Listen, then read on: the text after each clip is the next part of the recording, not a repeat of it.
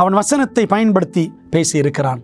நாம் அதை மத்தேயு 4ஆம் அதிகாரத்தில், லூக்கா 4ஆம் அதிகாரத்தில் வாசிக்கலாம்.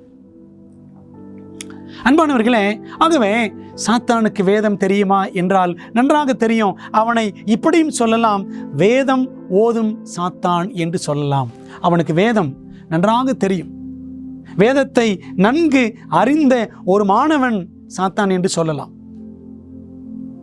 ஆகவே வசனத்தை வைத்தே தான் பல நேரங்களில் பாருங்க, பைபிள் தான் அப்படி போட்டிருக்குல்ல, நம்ம இப்படி செஞ்சா என்ன, கடைசியில் வந்தா ஆண்டவர் நம்மை மன்னித்து விடுவார். அந்த கல்லனை சிலுவையில் ஆண்டவர் மன்னித்தாரே, நம்ம என்ன பாவம் செய்தாலும் என்ன தவறு செய்தாலும் பரவாயில்ல, கடைசியில் வந்து விடலாம். வசனத்தை வச்சே சாத்தான்படி நாம் பாவத்தில் விழுவதற்கு நம்மை தூண்டுகிறான். ஆகவே சாத்தானுக்கு வேதம் நன்றாக தெரியும்.